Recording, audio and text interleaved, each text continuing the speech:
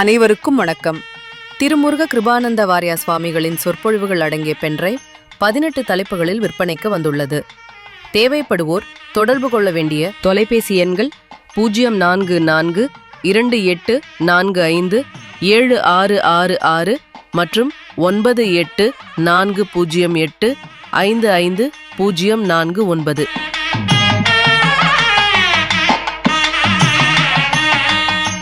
சமய குறவர்களிலே முதல் குருவாக விளங்குகின்ற திருஞான சம்பந்த சுவாமிகளை பற்றி பேசுகின்றேன். பந்தம் என்றால் உறவு. இவர் ஞானத்தோடு உறவு கொண்டார், அதனாலே ஞான சம்பந்தர். ஞானம் 3 வகைப்படும். அணுவை பற்றி, ஆதித்தனை பற்றி, சந்திரனை பற்றி, உலகத்தை பற்றி ஆராய்வதெல்லாம் பாச ஞானம். தன் ஆன்மாவை பற்றி ஆராய்வது பசு ஞானம். இறைவனை பற்றி ஆராய்வது பதிஞானம். பாசஞானம், பசுஞானம், பதிஞானம். இவர் அந்த பதிஞானத்தோடு தொடர்பு கொண்டதுனாலே திருஞான சம்பந்தரு. தெய்வ சேக்கிழார் பாடுகிறார், வேத நெறி தழைத்து ஓங்க மிகு செய்வ துறை விளங்க பூத்த பரம்பரை பொரிய புனிதவாய் மலர்ந்து அழுத சீதவள வயற்புகலி திருஞான சம்பந்தரு. பாதமலர் தலை கொண்டு திருத்தொண்டு பரவுவாம்.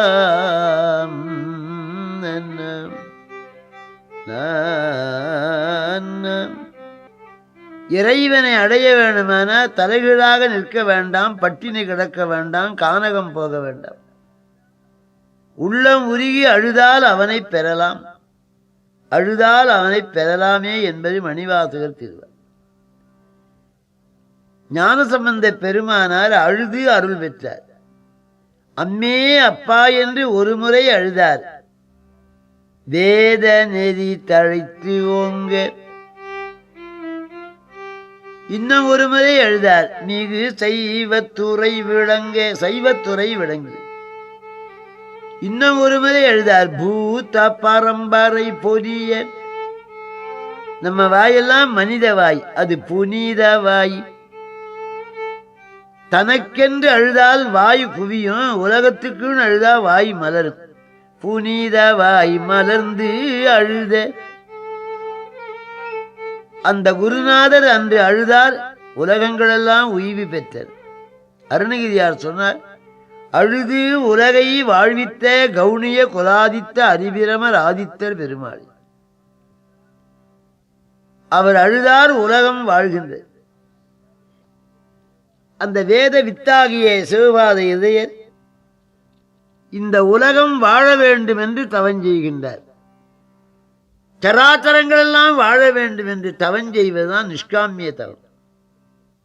இந்த சிவபாத இதயர் உலகம் வாழ வேண்டும் என்று அரிய பெரிய தவஞ்செய்கின்றார். அவருக்கு பகவதியார் என்ற வாழ்க்கை துணைவியார். பகவதியார் என்ற 6 குணங்களே உடையவர்.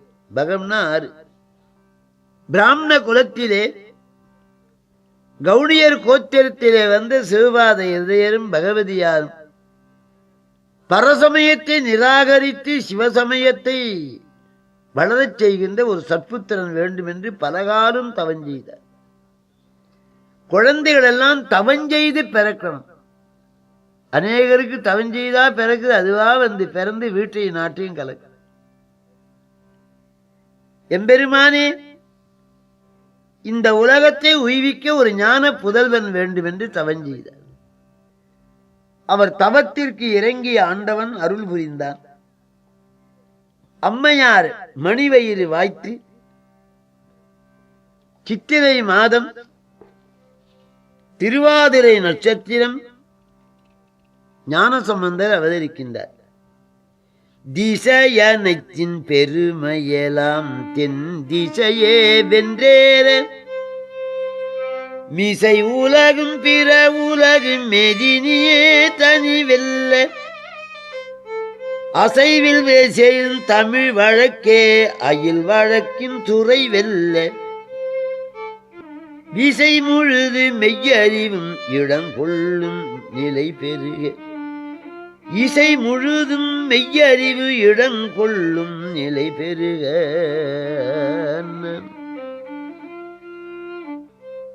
இந்த தமிழ்நாடு தழைக்க ஞானமே ஒரு வடிவாக சுவாமிகள் வந்து அவதரிக்கின்றார். முருகப்பெருமானுடைய சாரூபம் பெற்றவர்கள் பலர். அந்த சாரூபம் பெற்ற ஒருவர் ஞானசம்பந்தராக வருகிறார். அதனால உபசாரமாக முருகனே வந்து அவதரித்தார் என்று பலர் எண்ணினார். பெம்மான் முருகன் பிறவான் இரவான். முருகனுக்கு பிறப்பும் இறப்பும் கிடையாது. அஜம் துருவம் என்று வேதம் சொல்லுகிறது. ஆகவே சாரூபம் பெற்ற ஒருவர் ஞானசம்பந்தராக தேவர்கள் மலர் மழை பொழிந்தார்.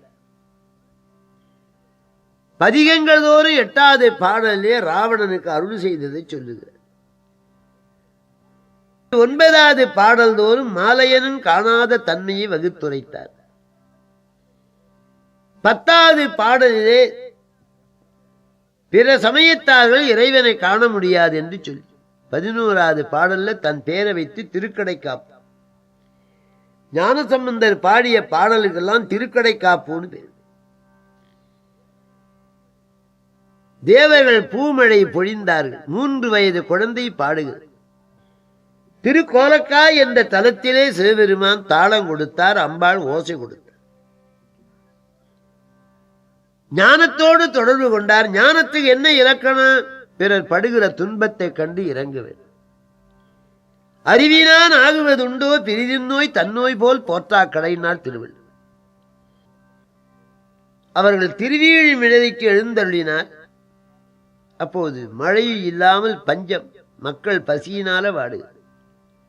சமுதாய தொண்டு செய்கின்ற ஞானசம்பந்த சுவாமிகள் தினந்தோறும் படிக்காசு வாங்கி பறை அறைந்து இதுபோதும் வடவாய்த்தோடு சாப்பார். திருமறை காட்டிலே அந்த கதவு அடைக்க பாடினார். அப்பர் திறக்க பாடினார், இவர் அடைக்க பாடினார். சோழ நாட்டில் உள்ள ஸ்தலங்களை எல்லாம் தரிசித்து தொண்டை நாட்டுக்கு எழுந்தருளுகிறார். அங்கே திருவோத்தூர் என்று ஒரு திவ்ய ஸ்தலம், செய்யாற்றங்கரை. அங்கே ஒரு சிவனடியார் பெருமானுக்கு நைவேத்தியம் செய்யும் பொருட்டு ஒரு பனையை வளர்த்தால் ஆண்பனையாகி அங்கிருந்த ஜெயினர் ஒரு எள்ளி நகையாடினார்.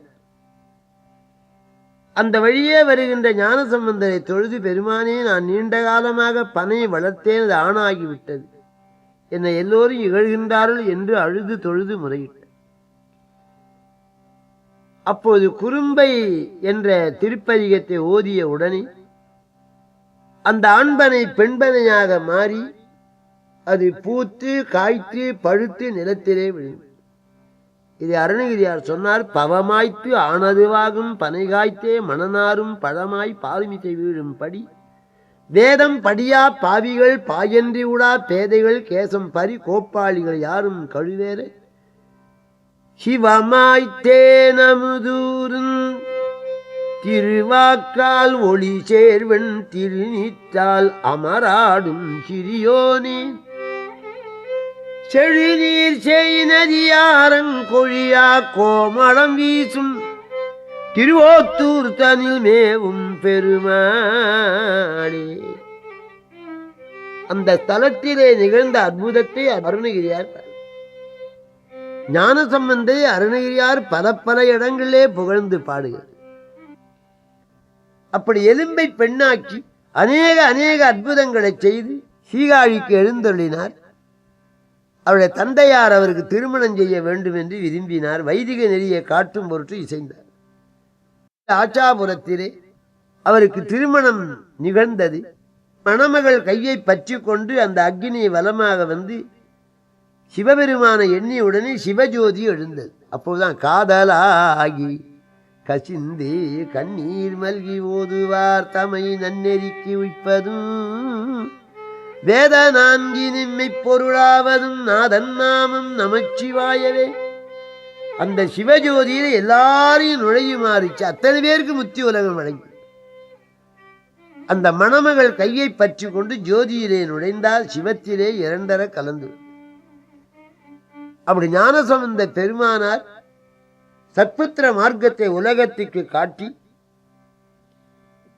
அந்த வைகாசி மூல நட்சத்திரத்திலே சிவமாம் பேறு பெற்றார் என்பதை சொல்லி ஞானசம்பந்தர் கருணை எல்லாருக்கும் துணை செய்ய வேண்டும் என்று வேண்டி இந்த அளவிலே இதை முடிக்கின்றேன்.